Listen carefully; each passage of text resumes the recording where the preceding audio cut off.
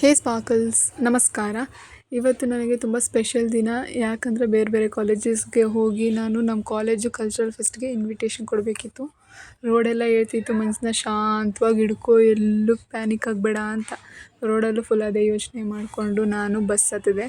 ಬಸ್ಸಲ್ಲಿ ನೋಡ್ತಿದ್ದೀರಾ, ನಿಂತ್ಕೊಳ್ಳೋಕೆ ಸಹ ಜಾಗ ಇಲ್ಲ. ಡ್ರೈವರ್ ಸೀಟ್ ಪಕ್ಕವರೆಗೂ ತುಂಬೈತೆ. ಆ್ಯಕ್ಷನ್ ತೊಗೊಳ್ಳಿ ಅಂದರೆ ಕಾಲೇಜಲ್ಲಿ ಏನು ಆ್ಯಕ್ಷನ್ ತೊಗೊಂಡ್ರು ಅಂತ ಮುಂದಿನ ವೀಡಿಯೋದಲ್ಲಿ ಹೇಳ್ತೀನಿ. ಅದಾದಮೇಲೆ ಮೀಟಿಂಗ್ ಅಟೆಂಡ್ ಮಾಡಿ ಎಷ್ಟು ಜನ ಇದ್ದಾರೆ ಅಂತ ನೋಡಿ, 6 ಜನ ಇದ್ವಿ ನಾವು. ಫುಲ್ಲು ಮೀಟಿಂಗ್ ಮುಗಿಸ್ಕೊಂಡು ನಾನು ಗೆಟ್ ಸೆಟ್ ಗೋ ಅಂತ ರೆಡಿ ಆದೆ. ಅಲ್ಲಿ ಇಲ್ಲಿ ನೋಡ್ತಾ ಇದ್ದೀನಿ ಯಾವಾಗ ಬೇರೆಯವರೆಲ್ಲ ಬರ್ತಾರೆ ಅಂತ. ಫೈನಲಿ 4 ಜನ ನಾವು ಬಿಟ್ಟಿದ್ದು ಕಾಲೇಜ್ ಬಿಟ್ಟು ಬೇರೆ ಬೇರೆ ಕಾಲೇಜ್ಗೆ ಹೋಗ್ತಾ ಇದ್ವಿ. ಫಸ್ಟ್ ಕಾಲೇಜೇ ನನಗೆ ಫುಲ್ಲು ಸುಸ್ತು ಮಾಡಿಕ್ಬಿಡ್ತು. ಇಷ್ಟೆಲ್ಲ ತಿರುಗಾಡ್ಮೇಲೆ ಫೈನಲಾಗಿ ಪ್ರಿನ್ಸಿಪಲ್ ಸರ್ದು ಸೀಲ್ ಸಿಕ್ತು. ಎಷ್ಟು ಫ್ರಸ್ಟ್ರೇಟ್ ಆಗಿದ್ದೀನಿ ಅಂದರೆ ಅಲ್ಲಿ ಇಲ್ಲಿ ಕಳಿಸ್ಮೇಲೆ ಇವರು ಅಂದ್ರೂ ಮುಂದೆ ಹೋಗಿ 2ನೇ ಕಾಲೇಜಲ್ಲೂ ಮುಗಿಸ್ಕೊಂಡು ಫುಲ್ಲು ಸುಸ್ತಾಯಿತು ಅಂತ ನಾನು ಅಲ್ಲೇ ಸ್ವಲ್ಪ ಹೊತ್ತು ಕೂತ್ಕೊಂಡು ನಾನು ಸ್ವಲ್ಪ ಫ್ಲಾಂಟ್ ಮಾಡಿಕೊಂಡೆ, ಬೇಜಾರು ತೋರಿಸ್ದೆ. ಆಮೇಲೆ ಮುಂದೆ 3rd ಕಾಲೇಜ್ಗೆ ಹೋದೆ. 3rd ಕಾಲೇಜಲ್ಲಿ ಸ್ವಲ್ಪ ಓಕೆ ಆಗಿತ್ತು.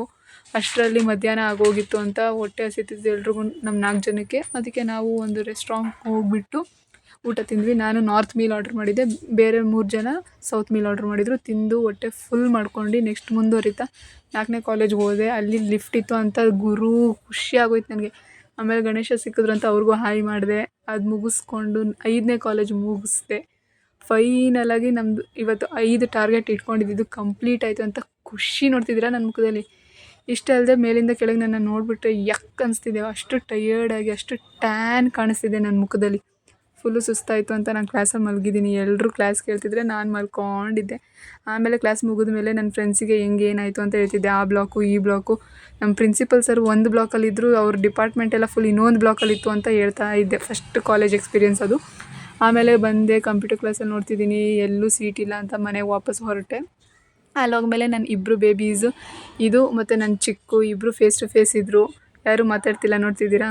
ಇವ್ರನ್ನ ನೋಡಿ ಖುಷಿಪಟ್ಟು ಹೆಡೇಕ್ ಬಂತು ಅಂತ ನಾನು ತಲೆ ಚುಚ್ಕೋತಿದ್ದೆ ಅಷ್ಟೇ. ಬಾಯ್.